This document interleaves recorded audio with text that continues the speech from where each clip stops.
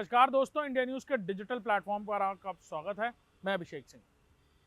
दुनिया में हर सेकंड 1.62 करोड़ की साइबर ठगी हो रही है। यहाँ ये बात आप सुनकर चौंक रहे हैं। वो इंटरनेट और वो साइबर वर्ल्ड जो हमारी चीज़ों को आसान बना रहा है, ज़िंदगी को आसान बना रहा है, वहीं कुछ साइबर ठगों ने इस इंटरनेट की दुनिया को हमारे लिए खतरनाक बनाने की साजिश रची। बीते कुछ सालों में जहां इंटरनेट लोगों की जिंदगी से जुड़ा, वैसे साइबर ठगी भी लोगों के लिए परेशानी का सबब बनती गई। बीते कुछ सालों में जहां भारत 9.2 लाख करोड़ रुपए की चपत लगवाने वाला देश बना, वहीं पूरी दुनिया में 423 करोड़ से भी ज्यादा लोगों को ये चपत लगी। 2025 के आंकड़े हैं कि 1.2 लाख करोड़ की चपत लगेगी, और जिसको लेकर तमाम तरीके के सोशल मीडिया प्लेटफॉर्म्स पर, फ़ोन पर अगर आप किसी को कॉल करते हैं तो उसमें भी जानकारी दी जा रही है।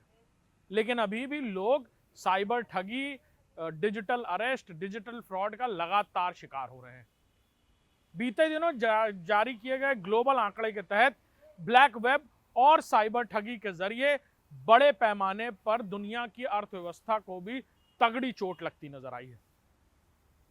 बीते सालों में लगातार कई देशों में बन रहे कई step by step social media और डिजिटल फ्रॉड को रोकने के लिए अलग अलग तकनीकों का इस्तेमाल किया जा रहा है। Dual security system, triple security system, step by step security system. लेकिन उसके बाद भी ये साइबर ठग नई नई तकनीकों का इस्तेमाल कर ब्लैक वेब के जरिए, यानी ब्लैक वेब के जरिए, काले वेब के जरिए इसको ना सिर्फ संचालित कर रहे हैं, बल्कि बहुत स्मूथली अपने कारनामों को अंजाम दे रहे हैं।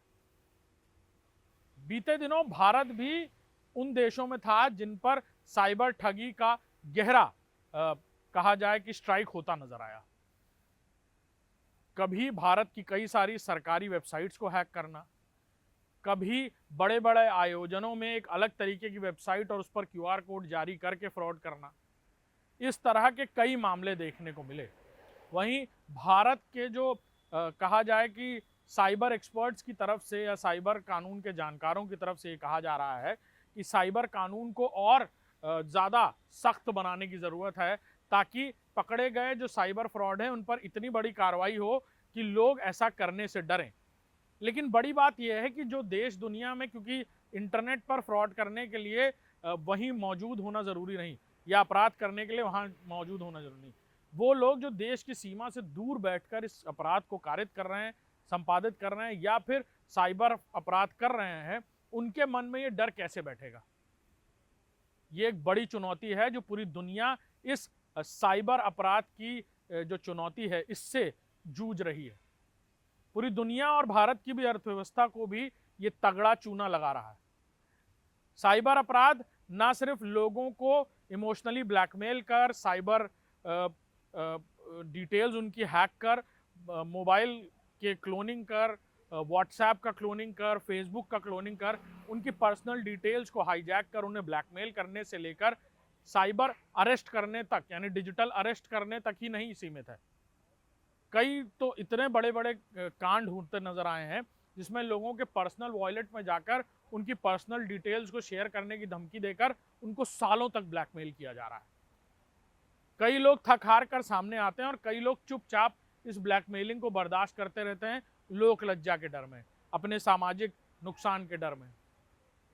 कई बार बड़े बड़े लोग, बड़े बड़े चेहरे भी इसका शिकार हुए हैं।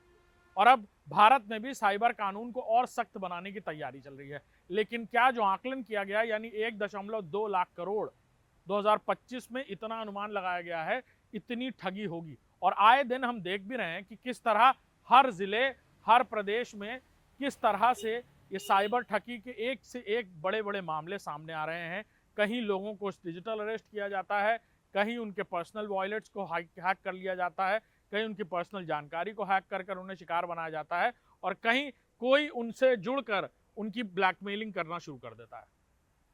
लिहाजा जागरूकता को और आगे बढ़ाकर इस तरह अनजान किसी भी पॉपअप पर, किसी भी अनजान व्यक्ति से डिजिटली बात करना या सोशल मीडिया के जरिए बात करना से बचना और बचाव ही उपाय है, इसके अलावा और कोई उपाय नहीं होगा। इस तरह की जानकारी बड़े पैमाने पर दी भी जा रही है। आप किसी को फ़ोन करते हैं तो उसमें भी पहले रिंगटोन की जगह यही पता चलता है कि अपनी OTP, अपना डिटेल्स किसी से शेयर मत करिए। अनजान लोगों से कोशिश करिए, अगर आप जुड़े नहीं तो उनसे सोशल मीडिया पर बात मत करिए। वीडियो कॉल्स पर तो बिल्कुल बात मत करिए। लोग आपको किसी तरह हनी ट्रैप करें तो उससे बचिए। कोई अनजान लड़की अगर इस तरह आपसे जबरन बात करने की कोशिश करे तो ये समझिए कि वो आपसे बातचीत कर आप ही को ब्लैकमेल आगे करती हुई नजर आएगी। इस तरह की जानकारियां लगातार सोशल मीडिया पर मुहैया कराई जा रही है और ये भी बताया जा रहा है कि अगर लोग जागरूक नहीं होंगे, इंटरनेट दुनिया में ज़िंदगी को आसान बनाने का तो जरिया है ही, वहीं लोगों के लिए फ्रॉड करने का भी एक बहुत आसान साधन बन गया है। लिहाजा इससे बचने के लिए जागरूकता और लोगों को जानकारी देना ही सबसे आसान तरीका होगा। लिहाजा उत्तर प्रदेश में या फिर पूरे देश में, खासतौर पर भारत में, अब इस कानून को यानी साइबर अपराध के कानून को और सख्त बनाने की तैयारी चल रही है। नमस्कार।